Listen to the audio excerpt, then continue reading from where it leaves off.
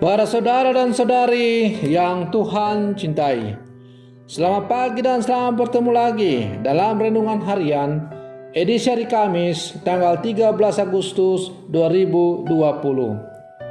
Mengawali hari yang baru ini, kita hendak mendengar dan merenungkan sabda Tuhan. Marilah sebelum kita mendengar dan merenungkan sabda Tuhan, kita berdoa.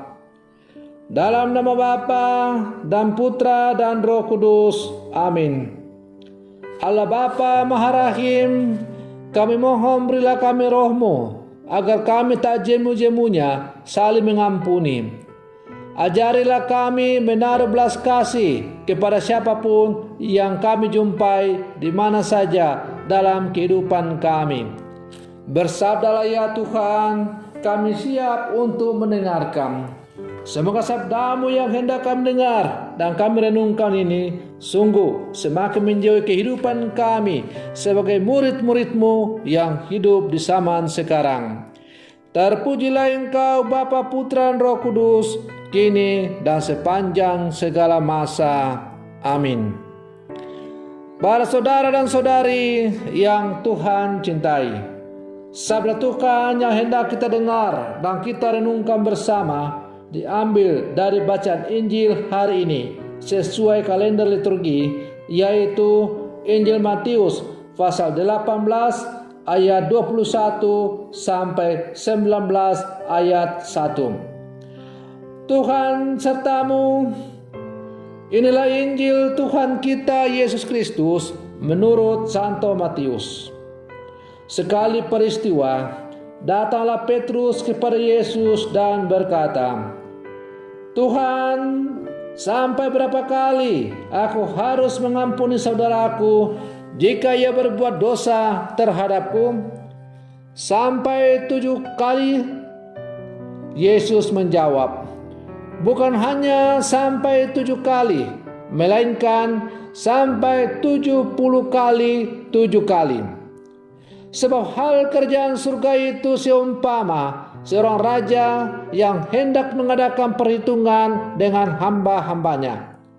Setelah ia mulai mengadakan perhitungan, dihadapkanlah kepadanya seorang yang berhutang 10.000 talenta.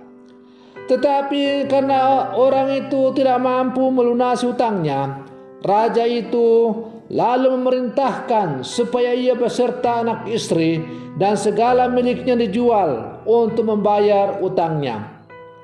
Maka bersujudlah hamba itu dan menyembah, katanya, sabarlah dahulu, segala hutangku akan kulunasi. Tergeraklah hati raja oleh belas kasihan akan hamba itu, sehingga hamba itu dibebaskannya dan hutangnya pun dihapuskannya. Tetapi ketika hamba itu keluar, ia bertemu dengan seorang hamba lain yang berutang 100 dinar kepadanya. Kawan itu segera ditangkap dan dicekik, katanya, bayarlah hutangmu. Maka sujudlah kawan itu dan minta kepadanya, sabarlah dahulu, utangku itu akan kulunasi.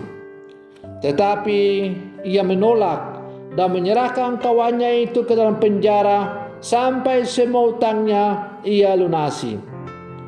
Melihat itu, kawan-kawannya yang lain sangat sedih, lalu menyampaikan segala yang terjadi kepada tuan mereka.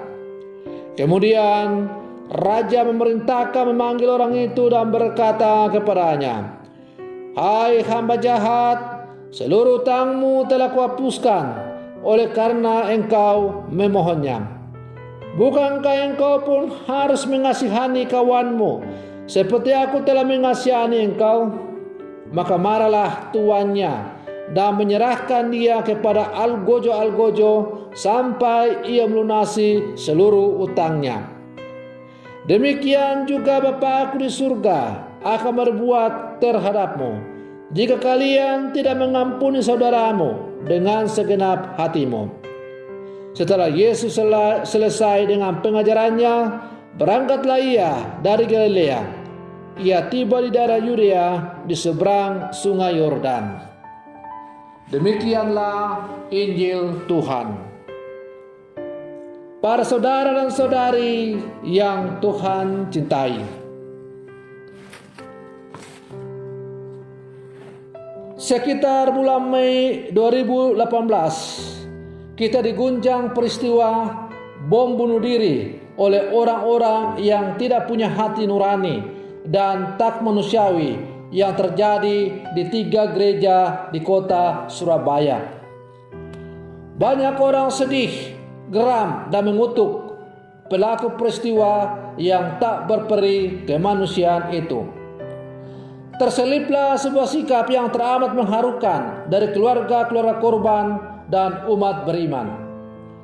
Kami mengampuni mereka yang telah melakukan tindakan keji itu. Sebuah sikap yang lahir dari besar dan dalamnya perwujudan iman sebagai orang-orang Kristen. Mengapa? Bukan perkara mudah untuk mengampuni tatkala hidup dan harapan-harapan dihancurkan oleh kekejian dan kenistaan. Sikap pengampunan ini tentu didasari oleh iman yang begitu mendalam akan Yesus sendiri yang telah memberikan pengampunan kepada manusia hingga wafat di kayu salib. Sebuah tindakan kasih dan pengampunan yang tiada batas. Kerahiman Tuhan yang maha besar ini menjadi keteladanan bagi kita untuk hidup dalam pengampunan dan saling mengampuni satu sama lain, bahkan terhadap mereka yang bersalah kepada kita atau bahkan membunuh keluarga kita.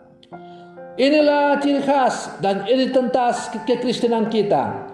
Hanya di dalam kekristenan kita diajarkan untuk berani mengampuni dan memaafkan orang yang menyakiti, bahkan menghilangkan nyawa dari orang-orang yang kita cintai.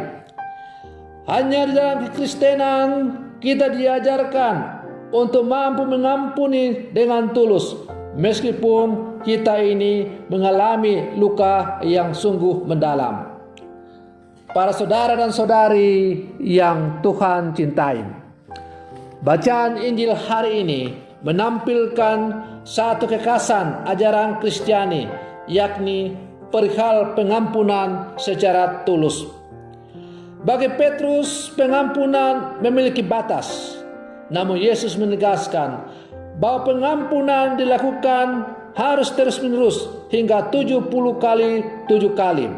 Artinya, kita harus selalu mengampuni sebab kita sendiri adalah orang berdosa. Yesus menghendaki agar kita tidak bosan-bosannya untuk saling mengampuni. Standar tindakan pengampunan itu adalah Allah sendiri. Ia selalu mengampuni segala kesalahan dan dosa kita. Maka sebagai orang-orang yang percaya, hal yang sama pun dituntut dari kita. Para saudara dan saudari yang Tuhan cintai, kalau kita tidak mampu atau tidak mau mengampuni kesalahan sesama, rasa dendam itu akan menjadi bumerang bagi diri kita sendiri. Karena rasa dendam inilah yang menjadi sumber segala penyakit, baik jasmani maupun mental dan spiritual. Mengampuni sesama merupakan salah satu langkah untuk menyembuhkan diri. Mengampuni tidak hanya memberikan damai dan sukacita kepada orang lain, tetapi juga melahirkan kehidupan baru, kesehatan jasmani dan rohani kepada diri kita. Para saudara dan saudari yang Tuhan cintai, kalau kita melihat kenyataan kehidupan yang kita jumpai dalam kehidupan sehari-hari, di sana sini dengan kasat mata kita bisa melihat terjadi saling balas membalas dalam kehidupan ini. Akibatnya bahwa rantai kejahatan tidak pernah putus karena orang masih hidup dalam sikap saling balas membalas. Bila mana kita memutus rantai kejahatan itu, maka tidak ada jalan lain adalah dengan memberikan pengampunan yang tulus kepada sesama yang menyakiti kita. Dan karena itu, sebagai murid-murid Yesus yang hidup di zaman sekarang, hendaklah kita sebagai orang-orang Kristen, secara khusus orang-orang Katolik, memberikan contoh teladan bagaimana memberikan pengampunan secara tulus kepada sesama. Doa Bapa kami, ampunilah kesalahan kami, seperti kami juga mengampuni orang yang bersalah kepada kami. Hendaknya bukan hanya kita ucapkan dengan kata-kata, tetapi hendaklah doa itu sungguh merasuki seluruh kehidupan kita, seluruh hati kita, seluruh jiwa kita.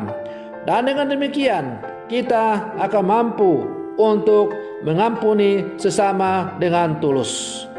Para saudara dan saudari yang Tuhan cintai, sebagai murid-murid Yesus yang hidup di zaman sekarang, mari kita menjadi contoh teladan dalam memberikan pengampunan kepada sesama.